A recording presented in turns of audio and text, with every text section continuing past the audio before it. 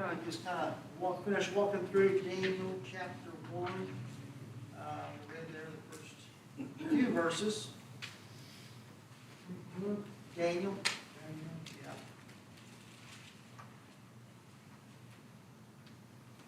The one named after you, wasn't it? Was it named after you?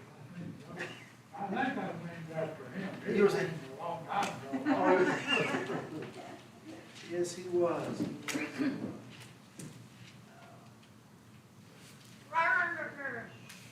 Hey, don't be barking at me yet. It's not that late.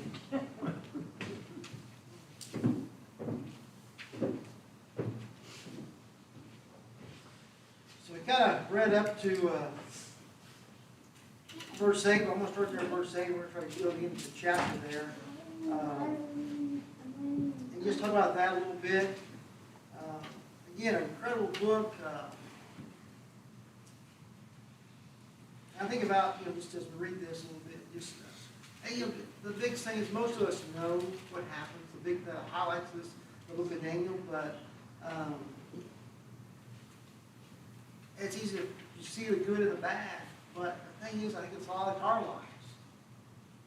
We look at our lives and go, man, this ain't good. It's terrible. Yeah, you know what God's plans are. You get to see a little bit here about Daniel. Let me read here. Daniel 8. But Daniel made up in his mind that he would not defile himself with the king's choice food or with the wine which he drank. So he sought permission from the commander of the officials that he might not defile himself. Now God granted Daniel favor and compassion in the sight of the commander of the officials. And the commander of the officials said to Daniel, I am afraid of my lord the king, who is appointed to your food and your drink. For why should he see your faces looking more haggard than the youths who are your own age? Then you would make me forfeit my head to the king. But Daniel said to the overseer, whom the commander of the officials had appointed over Daniel, Hananiah, Mishael, and Azariah, please test your service for 10 days, and let us be given some vegetables to eat and water to drink. Then let our appearance be observed in your presence, the appearance of the youths who are eating the king's choice food, and deal with your servants according to what you see. So he listened to them in this matter, and tested them for 10 days. At the end of 10 days, their appearance seemed better, and they were fatter than all the youths who had been eating the king's choice food.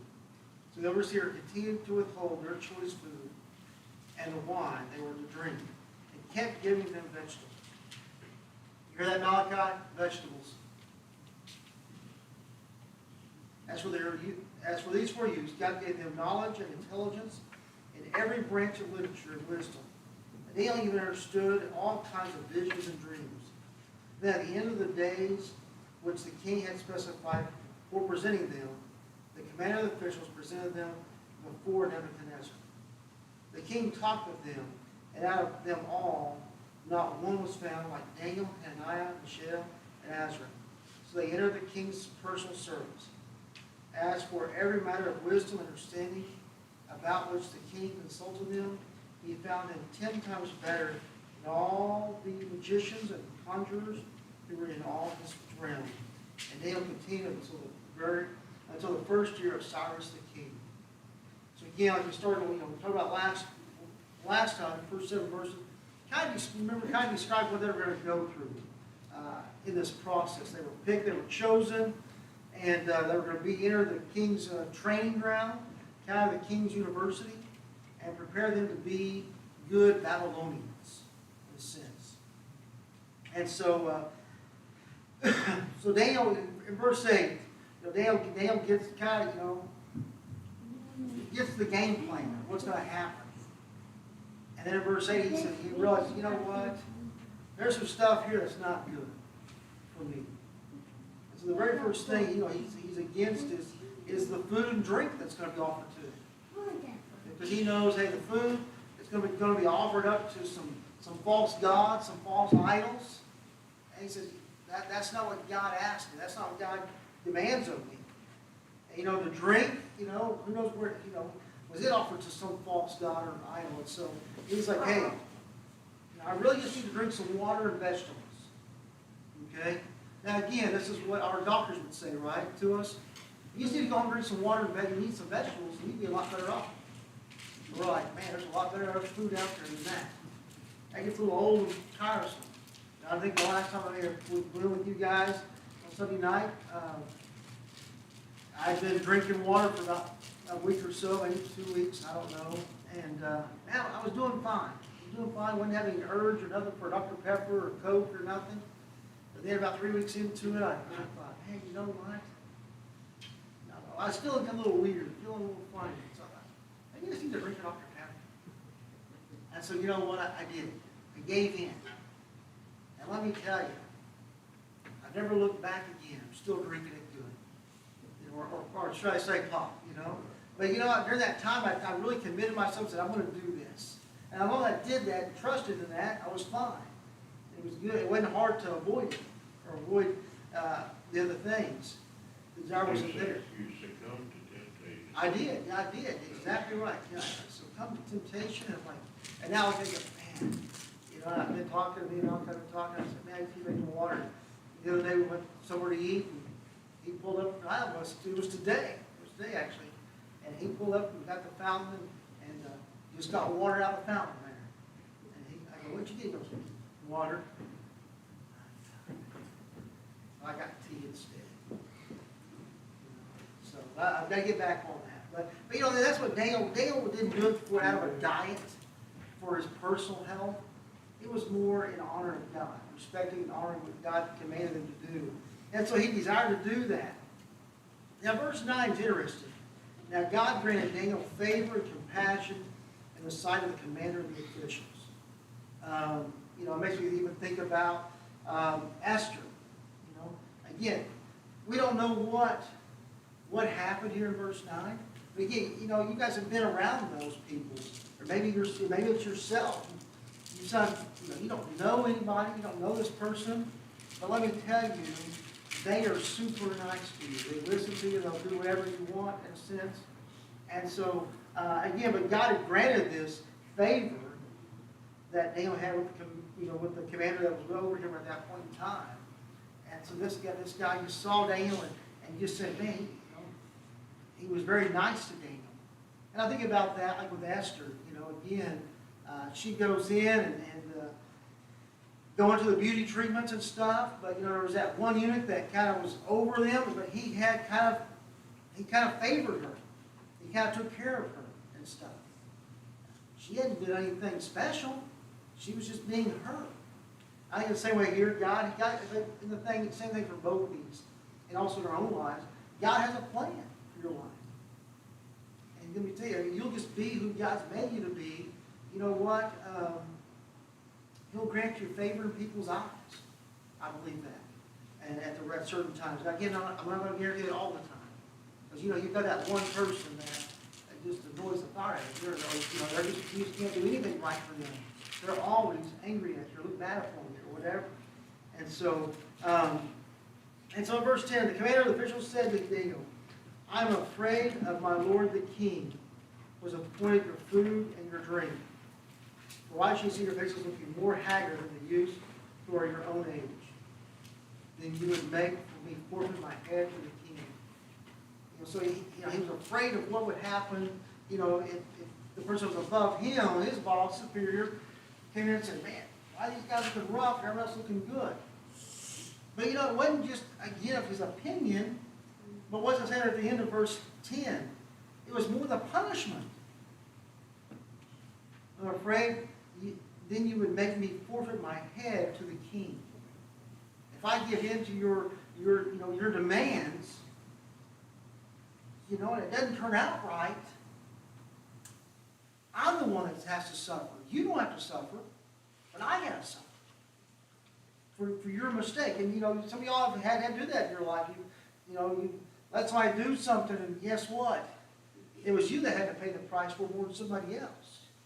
You know, again. If you left your head, you wouldn't suffer very long. That's true. You wouldn't suffer long, but your life would be over. I think about that sometimes, if you've had kids, sometimes, you've had to pay a price that you didn't want to pay the price for it, but you know what? Your child did something that it cost you. Again, I don't know, it may not have been too much, but there was some cost to you in that. And so you're like, man, why did I let them do that? Or why, and again, we always find blame for ourselves sometimes. Why did I, when, sometimes it was the choice of the child. But here, again, Daniel, the thing too, guys, back here, is that this commander that he's talking to about, guess what? This commander really knows nothing about God. He has a relationship with God. All he knows is, hey, my boss says I got to do this. There's no, there's other false gods he may be believing in, but he's not believing in the one true God. And so, but Daniel is trusting and obeying the commands of God in this time. And so, and again, the thing is, I was studying, talking about this now, possibly Daniel was just very nice about it. He just talked to the commander about these things. He didn't yell, get upset, throw things. But just his presentation was calming and peaceful to this commander. And so he says,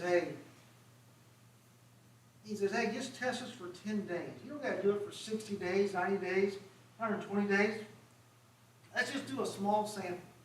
Let's do a short sample and see what happens. Okay? And so that sounds very good. Again, sometimes, what is it? You get a new prescription at the doctor. And he says, well, let's just try this. But they give you enough for 120 days most of the time when you try it. Now they give you maybe a few samples, don't they? Or they give you enough for 30 days and say, hey, see if this works, let me know when you run out of it. We'll see how you're feeling then. Okay? And so, again, that's what happens here is, hey, we'll just do it for 10 days and see what happens. But you do, just got to give us water and vegetables. Is that okay? Water and vegetables? See, Malachi didn't go for that. Pick on him some. Depends on how much bacon fat you put on the vegetables. I don't think they got making. I don't think they did Yeah, either. that's out. Might have been part of the problem. That's what plays. You could put salt in there, couldn't you? Salt it down. Lots of salt. It's not. Boy, But you mix it with pepper. You just do enough to mix it together so it all tastes good. Yeah, we have food sometimes. And Malachi, we go to Chili's sometimes. He'll get the steak and get the mashed potatoes. And, it usually comes with some steamed broccoli. He'll go, no, give me double mashed potatoes. You No won't problem. get the vegetables that are cooked. Huh? He'll eat raw vegetables. He'll eat raw vegetables, yes, yeah. A roast and potatoes and carrots. No, I won't eat that. He'll eat the roast. I would be sad. He'll eat the roast, but he will not eat the potato or the carrots because they're cooked. So, man, they just eat them. They got that butter on there and all that stuff. Man, makes it taste great. big energy worker about that, boy. I know. You didn't know it was come pickle you, Dave, did it? Yeah. So again, they're eating this choice stuff, and so Wow. so the commander goes for it, and does those things for those days, and then we see in verse 17. Now again, one of the things I want to bring in here a little bit because that's not really the focus, but again, it was one of those things that back in verse 4. These things showing intelligence in every branch of wisdom, endowed with understanding and concerning knowledge, and who have ability for serving the king's court.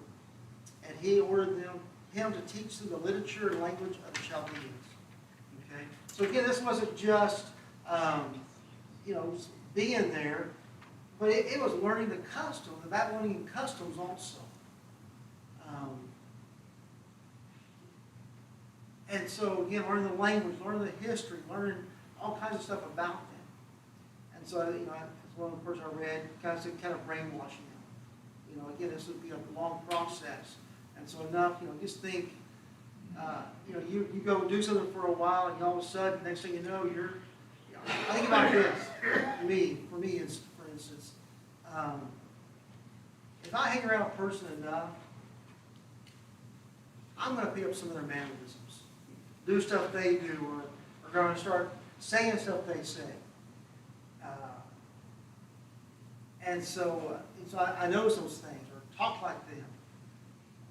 If I get around some people, maybe some Spanish-speaking people or whatever, then I'll try to start to sound like I'm Spanish, It's in the way I articulate stuff. And so it's just like, I shouldn't do that. I mean, I don't do it to make fun of anybody.